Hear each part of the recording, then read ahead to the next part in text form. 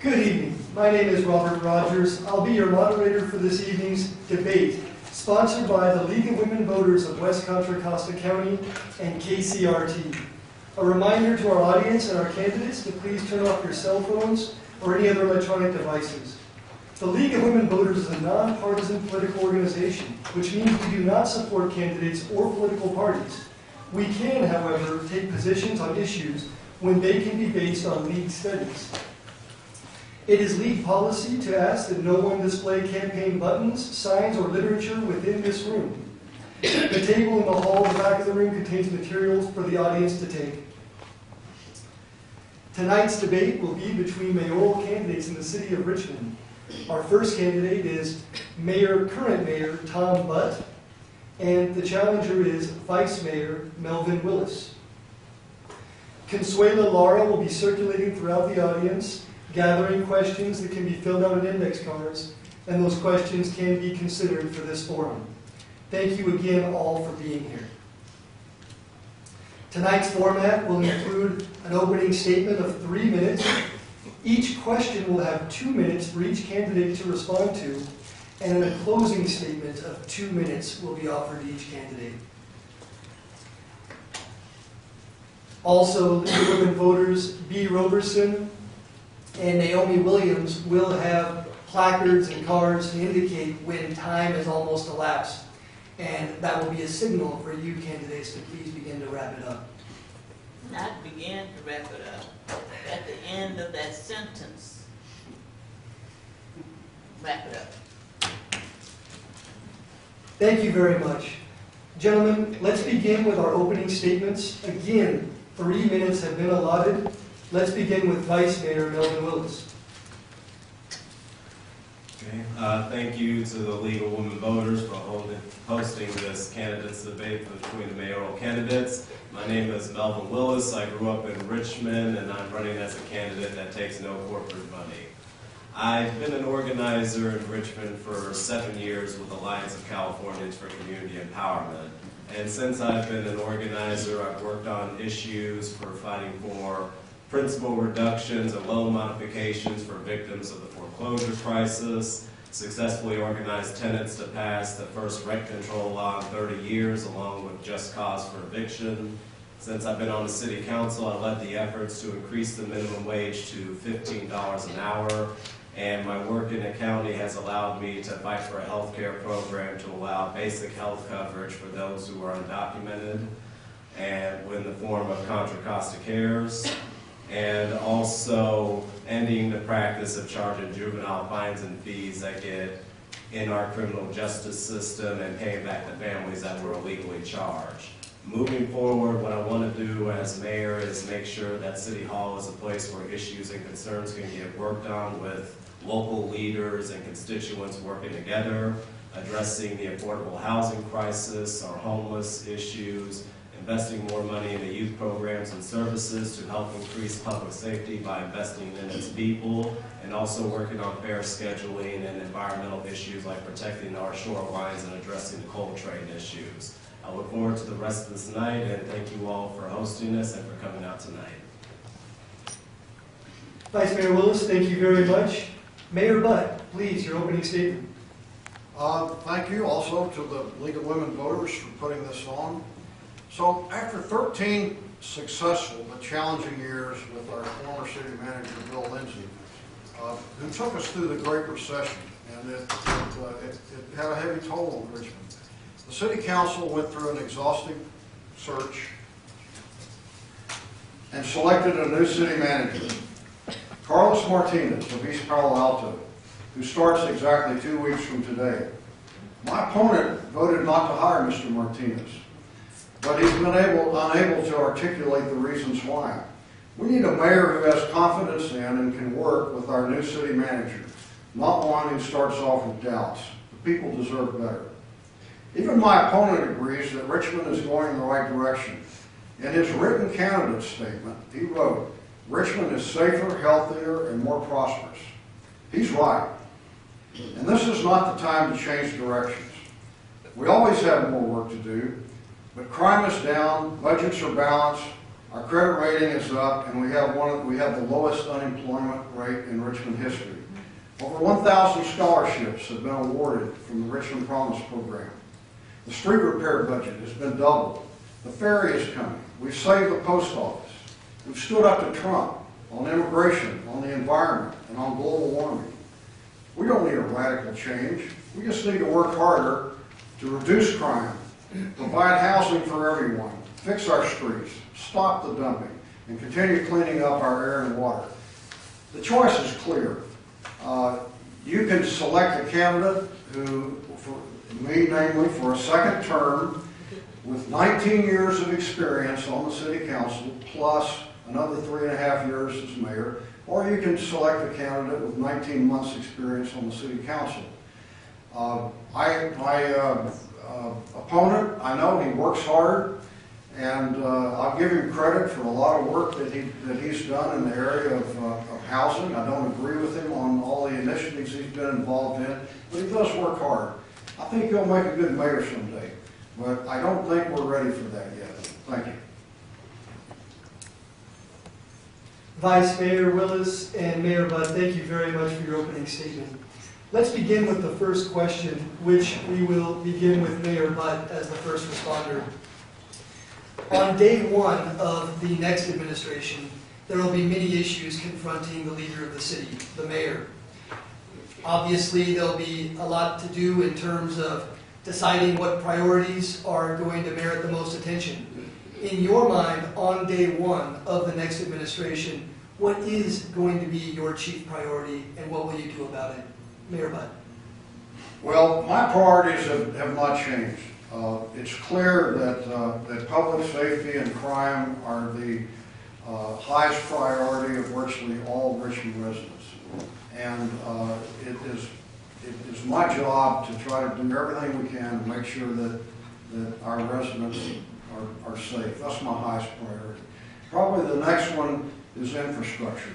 The most complaints I get from people, other than crime-related complaints, have to do with the condition of their streets, the condition of their sidewalks, the condition of parks, dumping, and cutting of weeds and medians and things like that. So trying to get Richmond enough resources to take care of our infrastructure is my second highest priority. The third one is probably split among several things, including housing and homelessness, including trying to keep Richmond's budget in line. It's going to be a big challenge in the future for a lot of reasons. And then also increasing the kinds of services that people need for recreation, for libraries, the kind of things they expect from their city. So you're not going to see any radical change from me. I work on a lot of fronts all the time. I'm not a one-issue mayor. The people of Richmond are not one-issue people, and everybody has a different priority. And so what we try to do is we try to address them all and keep moving on all of them. Mayor Budd, thank you. Vice Mayor Willis, same question. Day one of the first things that I want to do, which also other candidates have mentioned this year, but after reaching out to community members and getting this feedback, it's an issue I want to take on. I want to work with the Central Labor Council, labor unions, and also the school district to introduce trade programs to the schools, so just in case young people feel like they're not college ready, they have a pathway into the workforce right out of high school, and making sure that there's a partnership between the city of Richmond, the school district, along with any other labor unions out there that can introduce these trades to folks. I am still currently a part of the homeless task force where I help facilitate those meetings and working on the safe encampment issue and using the resources of the mayor to make sure that the safe encampment and safe park issue was implemented right and correctly, and also ensuring that we have services available to people to get them out of homelessness as well. And I'm constantly going to be engaged around the issue of our affordable housing crisis and figuring out ways that we can bring more affordable housing to the city of Richmond. My hope is that Prop 10 will pass and we repeal Costa-Hawkins to be able to expand on our rent control ordinance and also institute vacancy control to ensure that not only do landlords still have a fair return on rent due to the California State Constitution, but that we are expanding tenant protections and allowing ourselves to have stable neighborhoods, and also investing in the youth programs and services and making sure that those are fully funded so we can invest in our youth to have more of a prosperous future and give them the things they need as they're growing into a young adult. Vice Mayor Willis, thank you very much. For the next question, let's continue along the path of homelessness. And Vice Mayor Willis, we'll go to you first. In your 2-minute response, please give us a detailed diagnosis of what you think is to blame for this long-term chronic crisis of homelessness in our community, and specifically what you can do in the mayor's office to alleviate this problem. Well, we, not only in Richmond or the Bay Area, but California in general, we have an affordable housing crisis and also a shortage of housing as well. A lot of the work that I've done in the Homeless Task Force has identified that there are actually a fair amount of people that still make an income, they just cannot afford the expensive of this housing that is available right now. What I intend to do is to continue to work on the Homeless Task Force on this safe park, safe encampment issue, so we can give folks a safe place to go to be able to have an encampment. That way the homeless population is not in fear of being abated and possibly at risk of losing their belongings. And at the same time, there's groups that deal with mental health services and also a housing first approach. So working with those mental health services groups to bring them out here to Richmond, that way if there is a homeless individual that is having a mental health episode or issue, they basically have housing in the back pocket to make sure that they are supporting that person with all the right services. And it's also going to take working with the county as well, because this is bigger than a city issue. It's something that affects the entire Bay Area. So making sure that we have a relationship with the county and any resources we can get from them to bring them to Richmond to help address the homeless population. And already some things that we've done is contracted $25,000 with GRIP shelters so they can be able to provide the services and expand on the homeless services that they already have, and also supporting the warming shelters that they want to be able to implement as well. Vice Mayor Willis, thank you. Same question, Mayor Budd. Well, there are 3 main causes of the homeless crisis. Mental health issues, substance abuse issues, and of course the housing crisis. And you know, the availability of the affordable housing is a statewide crisis. It's caused by an imbalance between supply and demand, and ultimately we've got to balance that out so that the supply equals the demand and the cost of housing goes down. We can work away at that, but it's not going to happen tomorrow. So there are really 5 initiatives I've been involved in to directly address homelessness in Richmond right now. One of them is a managed home encampment. As an architect, I understand a lot about how to organize land uses and that sort of thing, and so I've designed a managed homeless encampment for at least 100 people.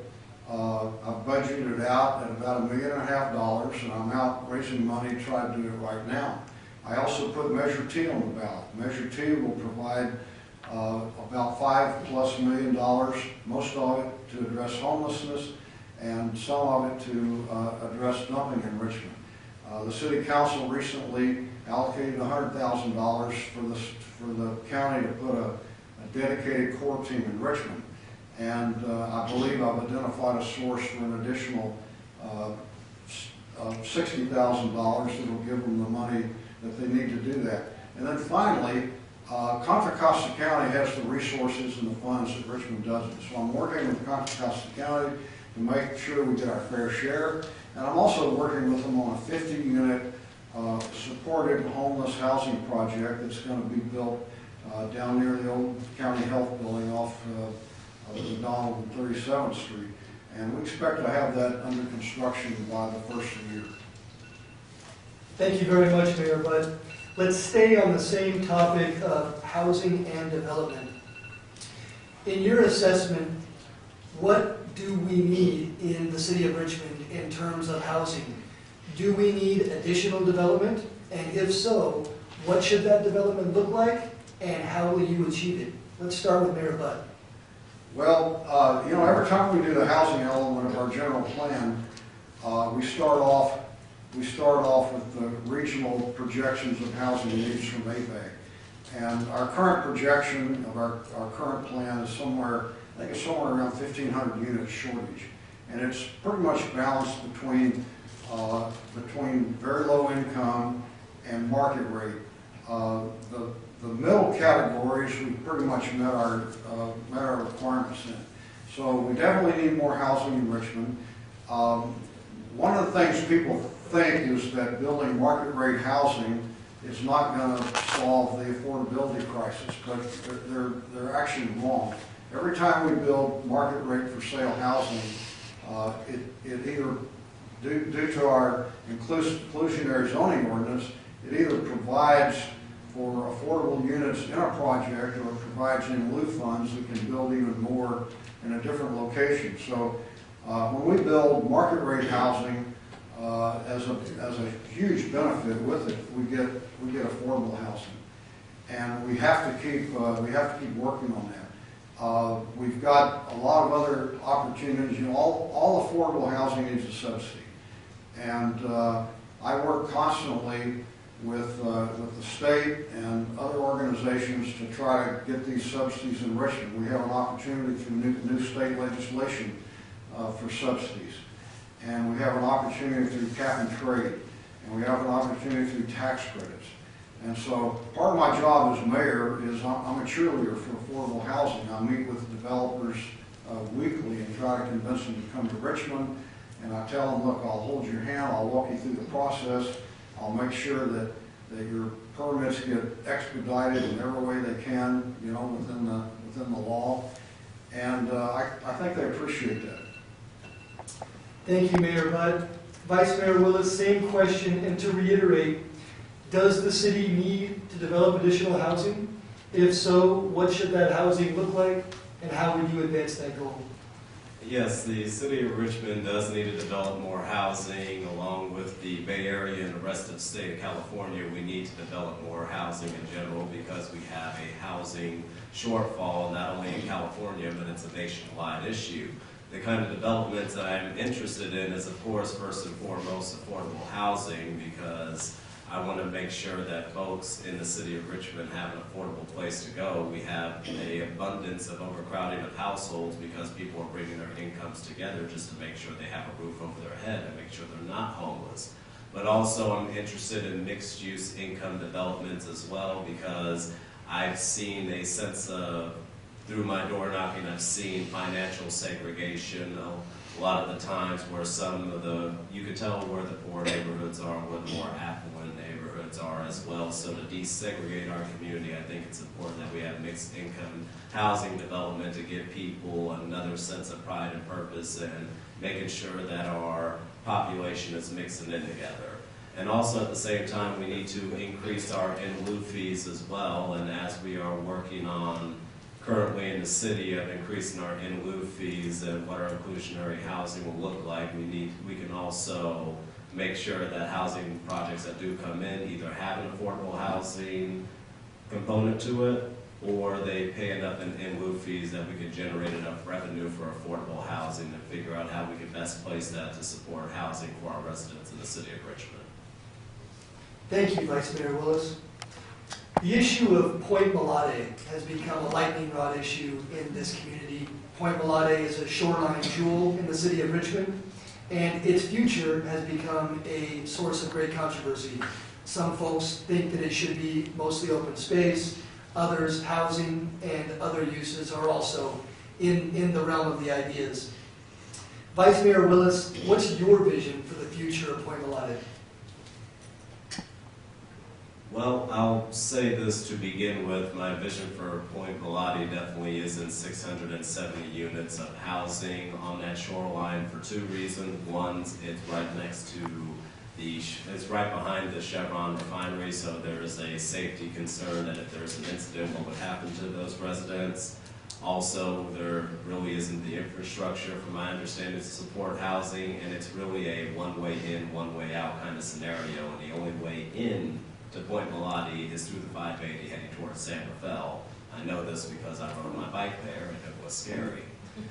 So my vision is that it's someplace that, my personal vision is someplace that it definitely is a place that has open space, and definitely more of a regional park place like we have the Muir Woods or Angel Island, a destination location where people can come, they can have recreational uses for it, maybe even possibly a camp and fields. I've heard folks wanting to build bike shops over there so people can rent out bikes and be able to enjoy and coast along the shoreline, and even kayaking as well, and also making it a place where you can learn about all the great history about Point Melati and the different tribes and shrimp workers that were there as well. So I think there is a lot of economic opportunity without developing heavy infrastructure and housing, and it should be one of those destination places where it has rich culture, a lot of recreational activity, and possibly also a place that's like a retreat center where people can go for the weekends and we can be able to enjoy the beautiful amenities that that place has to offer. Thank you, Vice Mayor Willis. The same question to you, Mayor Budd. Your vision for Point Melati, and please provide ample evidence to support it. My vision has not really changed since the City Council adopted the reuse plan 2 decades ago. The reuse plan provides for a mixed-use future of Point Melati. Most of it is preserved for recreation, 70% of it, Shoreline Park, Bay Trail, the uplands, and the remaining 30% is designated for development. Most of that 30% are existing buildings that are part of the Winehaven Historical District. And it also includes a housing element. And that housing element is really important because it's essential to have a complete neighborhood there. You don't want a place where somebody shuts the gate at sundown and the place goes dark. You want people around, you want eyes on the street, you want activity 24/7. So I think that's the appropriate vision for Point Melati. Now, the battle lines are drawn on this. There's some very strong feelings about it. But like my opponent, I actually get out and talk to people in Richmond. I do it a lot. And what I'm finding out is that most people in Richmond really don't have strong feelings about Point Melati. They like the idea that they can go there for recreation. They like the idea they might be able to go there to go to a restaurant or to participate in some other activity. But they also want Point Melati to throw off some money that will make their lives better, in Richmond if they don't decide to go out there. So the profit that Richmond will realize from doing housing and the property taxes, which are in the millions, that Richmond will get out of that, can pay for things like fixing streets, like increasing our police department. I think this issue merits follow-up, and I think it's an opportunity for you both to be able to engage your opponent's ideas on this issue. You have strikingly different visions for the future of Point Melati. Let's start with you, Mayor Budd. Vice Mayor Willis has a vision for open space and recreation. Your vision involves some of that, presumably, as well as additional housing and tax receipts and so forth. Why is the Vice Mayor, in your judgment, why is his idea for Point Melati not the right one for the city of Richmond? Well, a long time ago, Richmond adopted a thing called the Iwani Principles, which was sort of the constitution for smart growth, and it was integrated into our new general plan in 2012. And and essentially what the Gosney principles does is say that all neighborhoods in the city should have a diversity of uses. They should serve a diverse population, and they should include places where people work, where people play, and where people live. And that's what we're trying to create at Point Melati. Now, you've heard a lot of arguments about that. He talked about Chevron being over the hill. Yeah, it's over the hill, but it's also further away from Point Melati than my home is in Point Richmond. And it's separated by a 700-foot high ridge. And he talked about one way in, one out, one way out. You know, Point Melati is not, it's not some black hole. It's on a peninsula that's 4 miles long. It has access to ferry boats and boats. It actually has access to a railroad. It has access to the new Bay Trail. And there are a number of things in the mix right now that are going to alleviate that traffic problem on the Sanderfeld Bridge. So you know, when you look at something and you look at it through blinders and you only see one thing, that's a problem. You know, you need to open up and start looking at what can we do in the future to address some of these issues and make them work. And I think that's where I differ. I'm a problem solver. We got a problem, we're going to solve it. I'm not somebody that says we got a problem, we just got to quit. We're not even going to try. And I think that's probably the main difference between us. I'm a problem solver. He's just given up on it.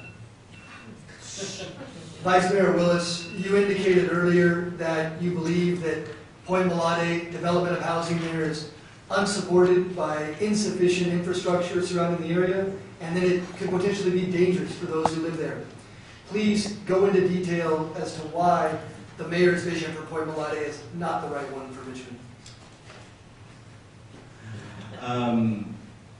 All right, first, no one said anything about giving up on it. I just said I don't believe 670 units of housing should be there because there has to be a lot of work to make sure that there's piping, electrical lines, and things like that to be able to support housing. And on top of that, when I said I rode my bike to Point Melati for my first time doing a tour there, and I actually typed it into my GPS, and it was only one way to get through there, which was from the abandoned corridor that led to the 580, and then the only way to get in there was off the 580 ramp heading to San Rafael.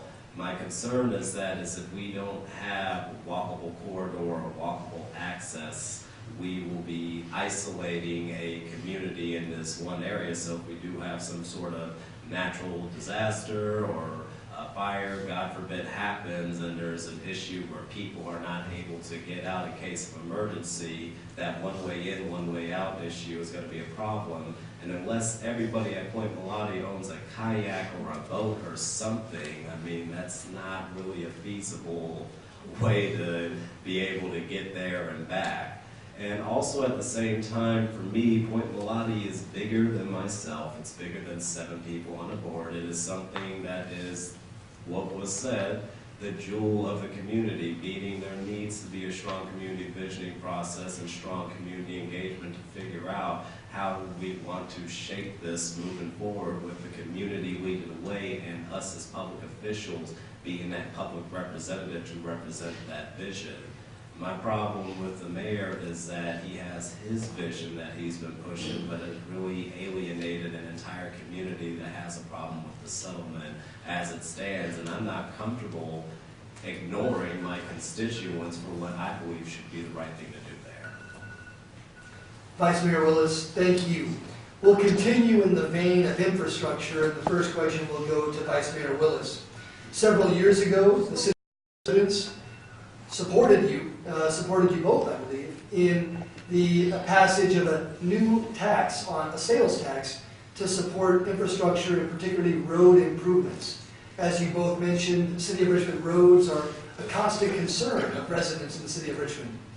There are further concerns about how that money has been spent in the years since the tax was passed. Please assess the use of that tax money, how well it has gone toward improving the roads in the City of Richmond, and how you will improve it. Vice Mayor Willis. The use of that tax money so far went into the major deficit that we were in. Bottom line, I wasn't on the council or considering running for council at that time, but I do remember that tax and I remember the discussion. I do remember it was supposed to go to roads. Me personally, I'm not comfortable pushing for certain tax measures if I don't know that they're earmarked for a certain destination, because I want to honor the integrity of what we're actually pushing for. So what that tax money ended up going to was making sure that we didn't have any layoffs or more services were not cut in the city of Richmond during this time of us climbing out of the deficit. And what we need to do is make sure that we're in line with the county and state to make sure that we are bringing in more funding and more money for our roads, and also working with our infrastructure and transportation district to figure out where some of the hot zones in the city of Richmond, where some of the major complaints, and using the existing budget that we have to be able to see to those complaints, whether it's road repairs or filling in potholes. It's important to really capture who's being impacted by this, how many folks are being impacted by this, how much of a nuisance it is, and really strategically spending the limited budget we had and addressing it, because once again, this is something that affects more than just Richmond. It's a California issue from talking to other politicians and other jurisdictions. Thank you, Vice Mayor Willis. Mayor Butt, same question. Well, what you brought up is largely an urban myth.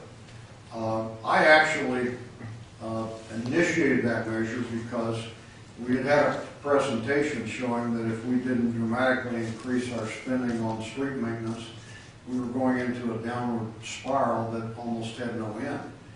And we had just lost redevelopment, and we'd used a lot of redevelopment money to do street maintenance. So we were facing a big problem. And looking at a sales tax to do this seemed like a good idea. As it evolved over the months, we came to realize that we had a lot of serious needs besides, in addition to streets. And we expanded the description of the measure to cover a number of other things, including public safety and other types of infrastructure.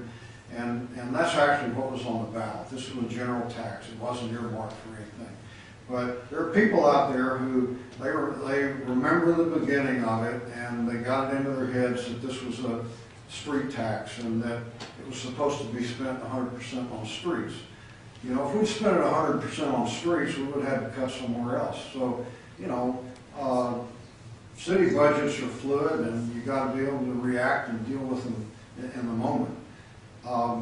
But, you know, right now we've got another crisis coming up. SB 1, passed by the legislature, signed by the governor last year, virtually doubled our street budget and gave us a path of improving our streets. Unfortunately, there's a measure on the state ballot, Prop 6, that will repeal that. So what we really have to concentrate on is getting people to understand that and getting to vote not to repeal that, or we're going to be right back where we started from. Actually, we're going to be worse. So my pitch is don't vote for Prop 6. Keep SB 1, keep your streets in good shape. Mayor Butt, thank you. The next question is one that's been provided by the audience. What types of businesses, what sector of business would you like to prioritize to be part of the City of Richmond's future? And to that end, how do you plan to attract new and vibrant businesses to the city during the next administration? Mayor Butt, please begin. Well, you don't always get to pick your businesses, but you know, in the best of all worlds, I look for businesses that are clean and non-polluting, that offer jobs in a range of job skills and pay grades so that everybody has a shot at it. And I look for businesses that have an opportunity to expand and to be successful in Richmond. So in an ideal world, that's what I would look for. From a practical standpoint, I think that if you have an opportunity to bring a business to Richmond and it doesn't have anything negative about it, you go after it. And I've done a couple of things that I think have been very helpful. One is that I privately fundraised and completed a marketing and branding study that in the big picture, in the short description, is meant to change Richmond's image to one that is to make Richmond more attractive to businesses. And I think that's starting to work. The second thing I've done is I've had a series of business roundtables going back to the beginning. And we've talked to dozens and dozens of businesses. Typically what we do is we bring in businesses who have recently relocated or started in Richmond, businesses that are successful, that have at least several employees. And we asked them, why did you come to Richmond? Now that you're here, what do you think about it? And what can we do to make business more attractive to Richmond? And we've compiled a huge database, and we've used that as a tool to go out and effectively attract businesses to either move to Richmond or start up in Richmond. And, you know, I intend to continue that, you know. It's always a learning experience, and the more we know about how we can help business, then the better the chances are we have to bring business to Richmond. Thank you, Mayor Budd. Vice Mayor Willis, same question. Yeah, the businesses that I would be interested in is, we already have a couple, but what I hear a major call for is we need a grocery store in the city of Richmond. We also need a social gathering place, because I hear a lot of complaints from folks when people say there's nothing to do in Richmond, so they end up going to other cities and spending their money there. So a good place where we can have a social gathering, and also, not to think too small scale, but even a bookstore too, because I have a lot of folks that actually like reading and enjoy books, but they would rather go to Richmond, but because that's not around, they want to be able to, they have to go to other places. So one of the things that I would do to do that is using the staff of the mayor's office to really draw up, like, what are some of the major attractions to Richmond. And one thing is that we have a strong transportation corridor, so that's one thing where transportation is easily accessible, where I can see a business ending up in downtown Richmond, but also needing to troubleshoot and work with our planning and building department, because there have been people that have been interested in starting a business in Richmond, and they tell me a huge barrier for them is getting through the planning department. So seeing what incentives we can help provide to bring more businesses in, and how are we making it easier for folks that want to do business with Richmond to get through the process without it being a huge strain. Thank you, Vice Mayor Willis. We've covered a range of important public policy topics that voters are very concerned about. Voters also want to know more about you as candidates. They're voting not only for the range of policy topics on which you've opined, but also on you yourselves. So the next question is about a bit of introspection. And so on that note, Vice Mayor Willis, both of you have been in public office for some time. And a big part of being in public office is making mistakes, adapting, and learning from those mistakes. Vice Mayor Willis, tell us about a mistake that you've made while you're in public office and what you've learned from that mistake.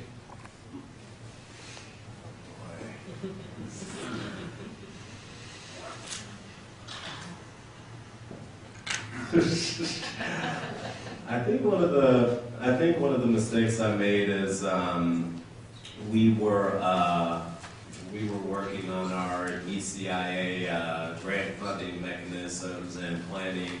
Our staff checked in with us and said that the criteria was great and we were going to be able to equitably distribute out grants, and at the time I approved it.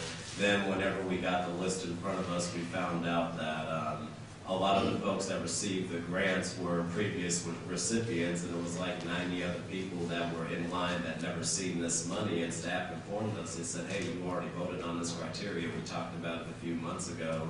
Based on the criteria, you adopted this list again. And I admitted there publicly that I am sorry, we made a mistake, and ended up being on a subcommittee to change up the criteria, and it allowed more community-based organizations to get access to that grant money without just rinsing and repeating the same groups that have been getting it, because it's one-time money, and we want to make sure everybody has a chance. And one mistake that I know I made is that there was a moment where I did not maintain a quorum of professionalism, and I apologize for that publicly too, and learned from it and made sure that every time I'm here that I'm not just, it's not about me, it's about the residents of Richmond, and I just want to be the best representative I can and make all the right decisions, as subjective as that may be. Vice Mayor Willis, thank you. Mayor Budd, same question. You know, I can't think of any policy mistakes I've made that are significant. I think that probably if I wanted to do something different, you know, I would work on my temper. I'm a person that doesn't fly off very often. I do it, you know, maybe once a year, maybe once every 3 years, but sometimes it just gets to me.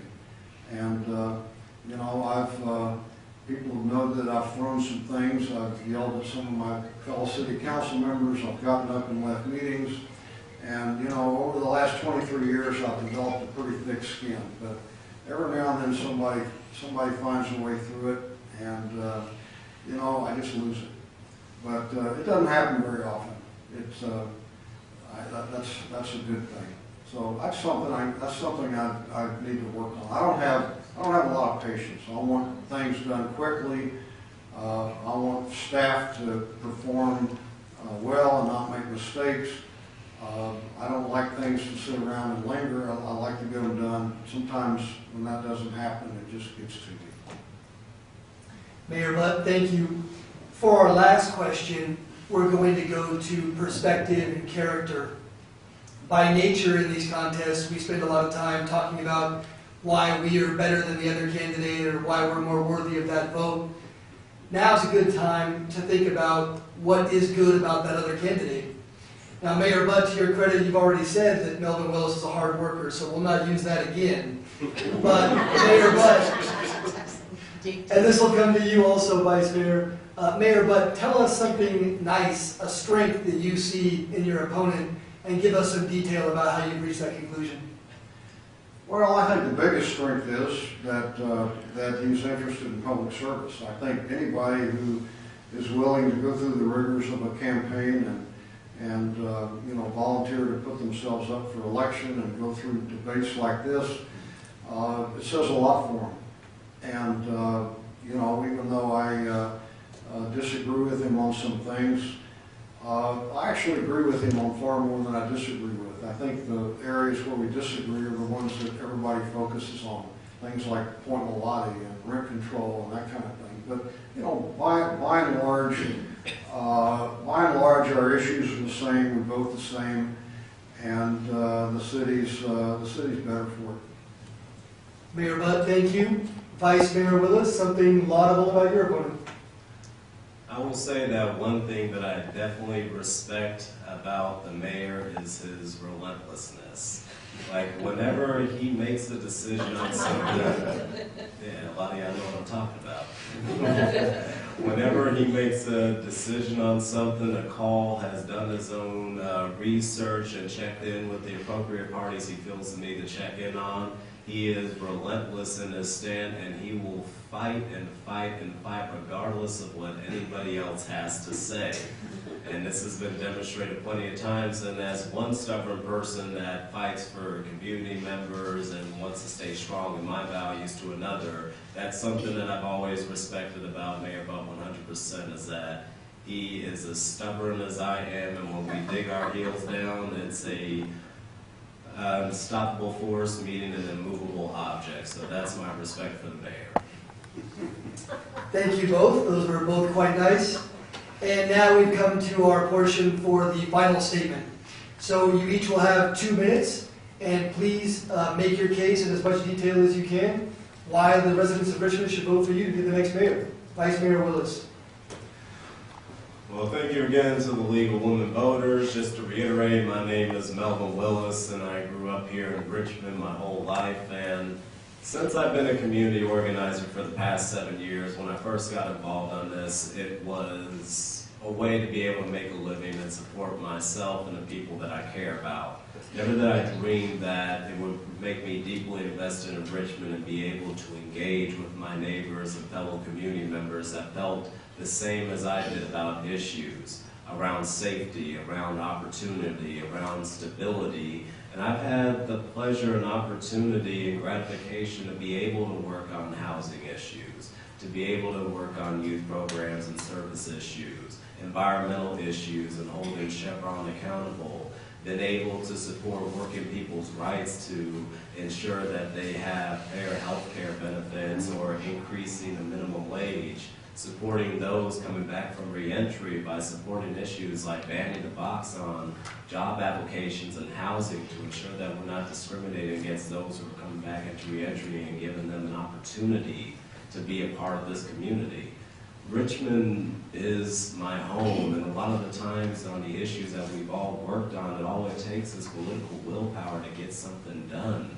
And community members are always crying out for solutions and change, and a lot of the times we come across people that are turning their backs on the community, and I want to be the representative for all the community members I reach out to and organize with, because I recognize that the city of Richmond is bigger than 7 people on the board, and it takes all of us to work together to fight for real solutions, and that's true democracy, and that's why I'm running for mayor in Richmond, to be the voice and be the conduit that makes sure that your issues and concerns in your community gets addressed with the help of the mayor's office leading it.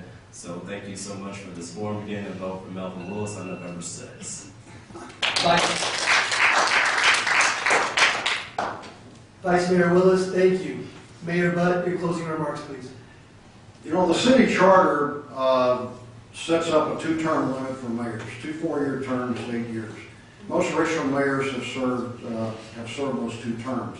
And I think the presumption is that if you have a mayor who's doing a good job, you know, you want to continue with that, and you want to take advantage of that experience and that leadership. And by all accounts, I think we've done a good job.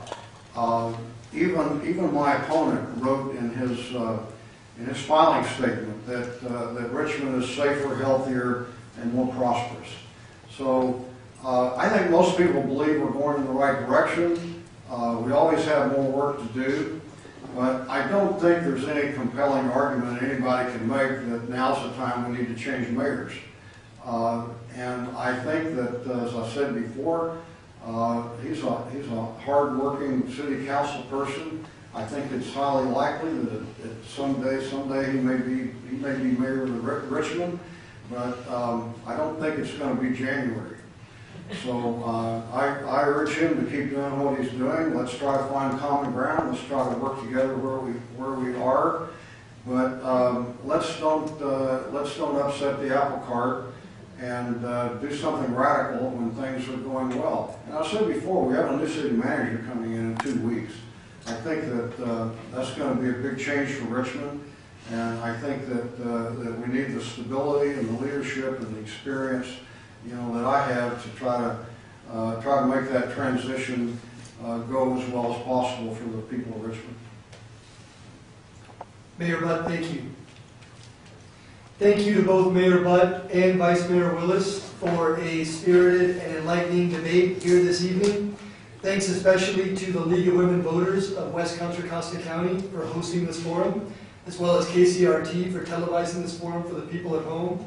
Thanks so much to the City of Richmond and our audience here today. Thanks to Dee Roberson and Naomi Williams and Joan Carpenter for your excellent work in organizing this debate. And thank you all again. Good night. And your name is?